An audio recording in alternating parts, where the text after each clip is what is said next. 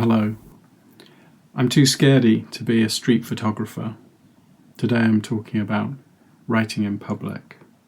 I hate the idea of being caught snapping someone, of having to explain what I'm up to with my obvious camera. But I don't mind people seeing me stopping and stepping into a doorway or cozying up to a shop display in order to make a note in my small black notebook. I often write funny or quirky things down that I hear someone say, and none of these people has ever caught me, and I have only a fantasticated memory of being asked what I'm writing, ever. I mean, that's in years of writing. I can't think of anyone who actually said, What are you doing, son? What are you doing, Dad? If this ever did happen, I would say a shopping list or something like that. I've even thought of putting in a dummy shopping list on the first page of my notebook to show if I'm ever challenged. Never done it, of course. As time passes, my note-taking must look more and more eccentric. I mean, who writes down anything these days? And I suppose it's even more eccentric than carrying a heavy SLR or Rolleiflex camera around your neck. I'm aware that a notebook can feel affected if you're not used to writing in one. And you might feel as embarrassed about being seen handling one as I am about handling a camera, in which case you could take a voice note on your phone or send yourself a text message if you hear something that you think you'd like to preserve, if you spot something that seems a really juicy detail. Phones are now the most invisible thing in the world. Texting on a phone is the most inconspicuous public activity that you could do, apart from probably taking a selfie. So do it. Just use the phone as a way of invisibly noting down what's going on around you. And I guess it's being saved at the same time somewhere. I suppose I am addicted to note-taking, perhaps even more than I'm addicted to writing. I've made notes at some of the worst junctures of my life, and I've reread those notes later. I've also used it as a way of not being bored.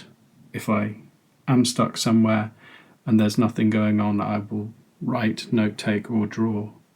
I've written in the public spaces of A&E departments, hospital waiting areas of various sorts, airports and train stations, planes and trains and buses, multi-storey car parks, toilet cubicles, everywhere. But that's because I'm at home with note-taking. So here are a few notes I made about writing in public. I know so successful as to be rich writers who still choose to work in chain coffee outlets.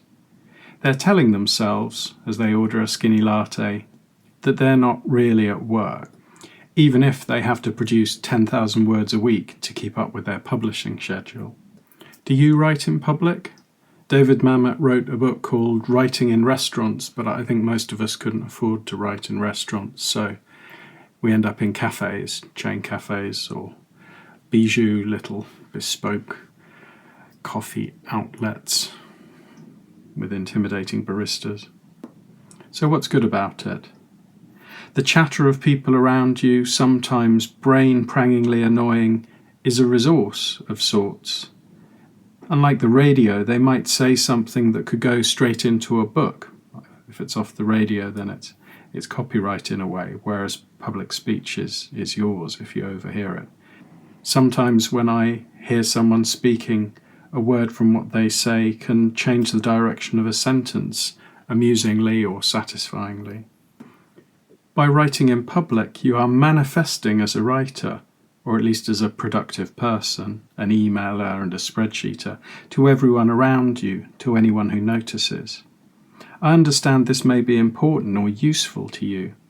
You might want to come across as a writer, and that might help you write.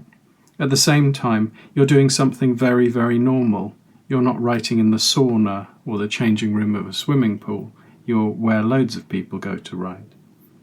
Someone else makes the coffee, and you can constantly smell the coffee and hear the hisses and squirts and gurgles of it being made. Knowing someone else is working can prompt me to work. You don't have colleagues as such if you're writing in a cafe, but you do have workmates. There's probably someone to chat with if you need a break. Years ago, I bought a laptop intending to work while sitting outside cafes, if it was warm enough. But the image of a young man on a bike swooping past and removing my current sentence, and my instrument in tech, and my whole desktop life, I couldn't get past the paranoia. Only in my worst fantasies of literary rivalry does someone steal a notebook that's being used. Partially used notebooks have almost no resale value on eBay. Only in the British Library, which provided loops, fastening points for laptops, where you could lock them down, was I able to relax enough to type. What about you? Do you write in public? Is that your favourite place to work, where you've got the coffee and the people around you? Or do you need to be unseen by yourself in a small office or a big office? Let me know. Hope to see you soon. Please like, share and subscribe.